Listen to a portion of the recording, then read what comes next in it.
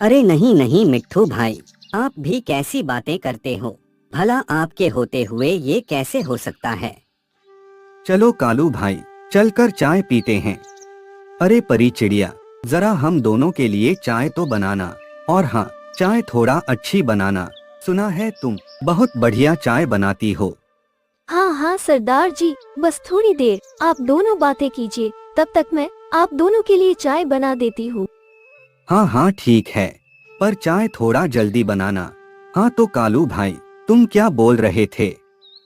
अरे कुछ नहीं मिट्ठू भाई, मैं तो बस ये कह रहा था, जंगल के सारे पक्षियों के बीच कुछ ना कुछ तो जरूर चल रहा है। मैंने पेड़ के पीछे छुपकर पक्षियों को बातें करते हुए सुना है। लगता है सारे पक्षी मिलकर इस बार जंगल का नया सरदार चुनने वाले हैं। यही तो मैं बोल रहा था, भला आपके होते हुए ये कैसे हो सकता है। अरे नहीं नहीं कालू भाई, तुमने शायद कुछ गलत सुना होगा। जंगल के पक्षी भला ऐसा कैसे कर सकते हैं। मेरे होते हुए वह दूसरा सरदार कैसे चुन सकते हैं। मैं सारे पक्षियों का कितना ख्याल रखता हूँ।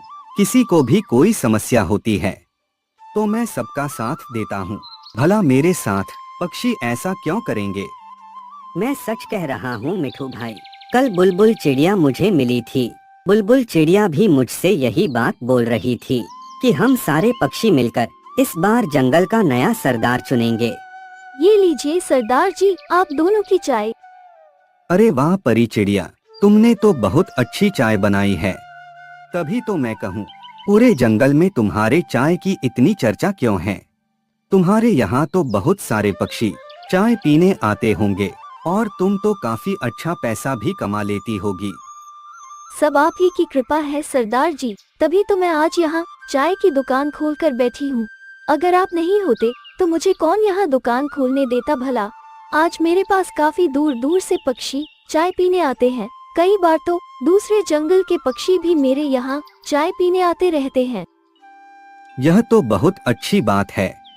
अच्छा परी चिड़िया, तुम ये बताओ, तुमने अपने दुकान का नाम इतना अजीब सा क्यों रखा है। बेवफा चाय वाली, भला ये कैसा नाम है। तुमने ये नाम ही क्यों रखा है। कुछ नहीं सरदार जी, बस ऐसे ही रख दिया। आज के जमाने में ऐसे ही अजीब से नाम अच्छे लगते हैं। आज की हमारी नई पीढ़ी को ऐसे ही नाम पसंद आते हैं। चलो ठीक है परी चिड़िया, ये लो तुम अपने पैसे, अब मैं चलता हूँ। ठीक है परी चिड़िया, अब मैं भी चलता हूँ। कालू भैया, आपके यहाँ बहुत पैसे उधार हो गए हैं, आप उन पैसों को दे देते। मुझे पैसों की बहुत ज्यादा आवश्यकता है और अभी दूध वाले को भी बहुत ज्यादा पैसे देने हैं। हाँ हाँ परी चिड़िया, तुम्हारे पैसे लेकर मैं भाग थोड़े जा रहा हूँ। बस तुम मुझे एक बार इस जंगल का सरदार बन जाने दो, फिर मैं तुम्हारे सारे पैसे लाकर तुझे दे दूंगा। आप हर बार ऐसा ही बोलते हैं, परंतु आज तक आपने एक पैसा भी नहीं दिया। तुम्हारी इतनी हिम्मत, तू मुझसे जुबान लड़ाएगी। शायद तुम्हें पता नहीं, बहुत जल्द मैं इस जंगल का नया सरदार बनने वाला हूँ। बस एक बार तू मुझे सरदार बन जाने दे, फिर देखना मैं तुम्हारे साथ क्या करता हूँ। बस एक बार मैं जंगल का सरदार बन गया तो मैं सबसे पहले तुम्हारी इस चाय की दुकान को उखाड़कर इस जंगल से बाहर फेंक दूंगा। नहीं नहीं कालू भैया, आप ऐसा मत करना। मेरी चाय की दुकान मत तोड़ना। इसी दुकान के सहारे मैं अपना परिवार चलाती हूँ। अगर आपने मेरी चाय की दुकान तोड़ दी तो मेरे बच्चे भूख से मर जाएंगे। मुझसे बहुत बड़ी भूल हो गई। आज के बाद मैं आपसे कभी पैसे नहीं मांगूंगी। हाँ हाँ ठीक है, अब मैं चलता हूँ। हे भगवान, अब मैं क्या करूँ। कैसे इस दुष्ट से अपना पीछा छुड़ाऊं। हमेशा आकर चाय पी जाता है और एक बार भी पैसा नहीं देता। अब आप ही कोई रास्ता दिखाए प्रभु।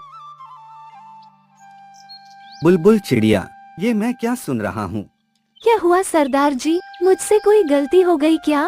सुना है तुम सब मिलकर जंगल का नया सरदार चुनने वाले हो। कालू कौवा बोल रहा था कि उसने तुम्हें ऐसी बातें करते हुए सुना है। नहीं नहीं सरदार जी, कालू कौवा झूठ बोल रहा है। कालू कौवा बहुत ही बड़ा दुष्ट है। सरदार जी, कल जब मैं परी चिड़िया की दुकान पर चाय पी रही थी, तभी कालू कौवा अपने कुछ दोस्तों के साथ वहाँ चाय पीने आया। मैंने उन्हें बातें करते हुए सुना।